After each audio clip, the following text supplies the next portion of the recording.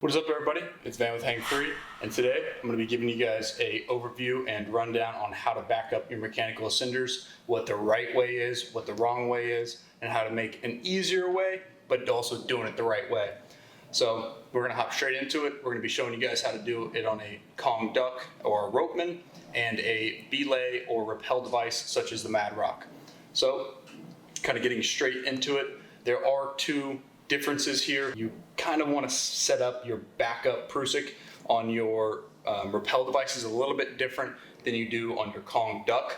However, it's a little bit tricky, which we're about to cover, but as in for a Kong duck, for a ropeman, for any ascender that you're using just as on a tether or a lineman's, you always want to have a backup on there. And the way to properly back this up is by having it above your actual mechanical device. That way, if this were to ever fail, that Prusik engages and catches, and as you can see, that's what's catching me and not this.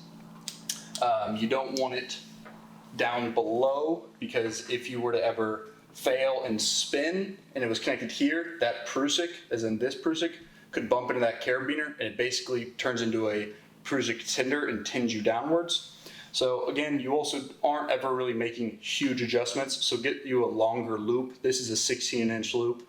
It still allows for me to adjust up. It still allows me to go far enough down. If I wanted to continuously go farther down, I can just move that down easily.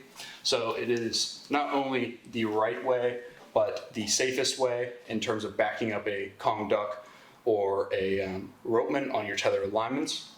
The main thing, which I'm sure most of you are here to actually see, is going to be how to properly back up your safeguard. So I'm going to change around some hardware, get this tether out of the way, and then we'll be right back. Okay, so before we jump into how to back up your figure eight or your Mad Rock or whatever rappelling device you are using, I'm sure you guys are also interested in what to use to back up your tether lineman's or your one stick rappel kit.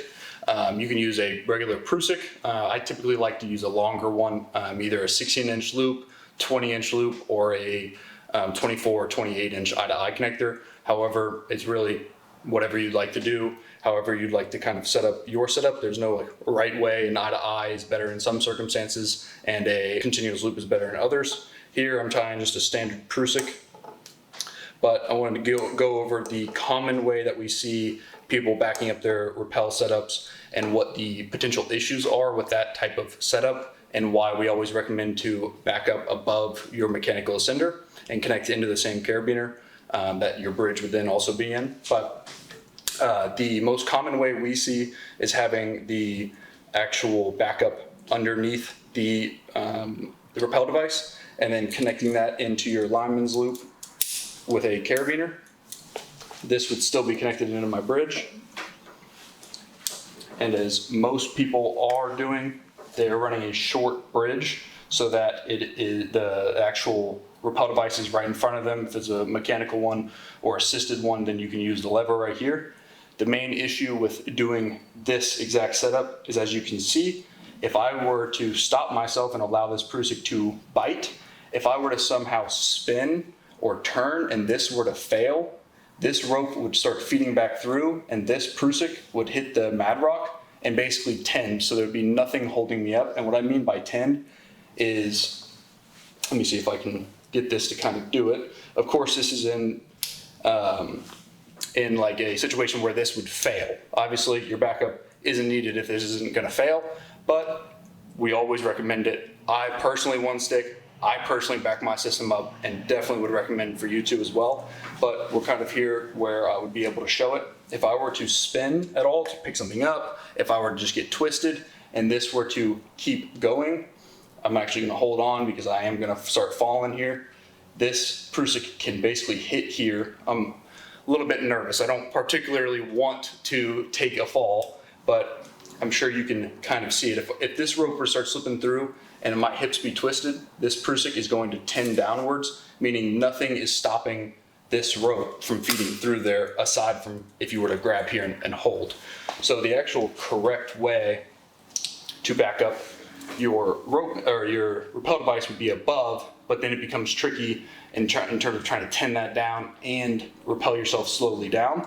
So if you are going to back up underneath your Mad Rock, there's a couple things that you can do to make sure that you don't take a nasty fall and where this doesn't get tended downwards, you can make your prusik just a hair shorter by adding an extra wrap in there or tying a different hitch. So that's probably about 2-3 inches shorter. I'll reconnect that into the same place. And then the main thing is going to be lengthening your bridge a lot farther than you usually or typically would have it. The reason you lengthen your bridge is because I can twist almost completely where I'm upside down, and this prusik is never going to be long enough to get all the way up here and be hit by my safeguard and be tended downwards where nothing is stopping me. So that way, if this were to ever fail and I were to release, which it is released right now, but this prusik is grabbing and stopping the rope from feeding back through, to where, again, I can spin and this will never reach that mad rock.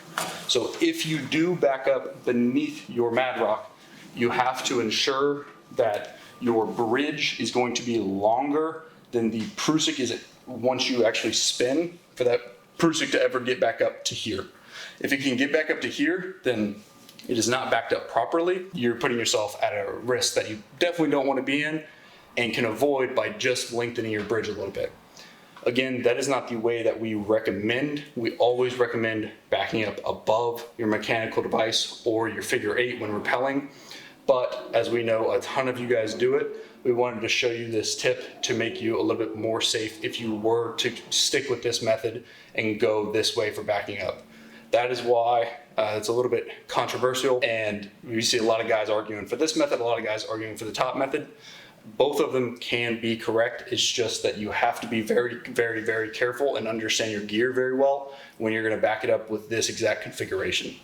So we want to get this quick video out to you guys, show you a couple different ways to back up your mechanical devices or your rappelling devices, and then also just kind of cover the right way, the wrong way to do it, and yeah, get that information out to you guys. So if there is any other video, anything you want us to cover, drop it down in the comment box below. Again, I'm Van with Hang Free, and take care. Thanks for watching. Peace.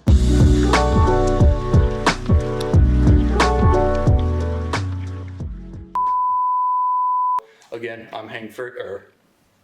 Okay, so before jumping into how to back up your rappel device, your figure,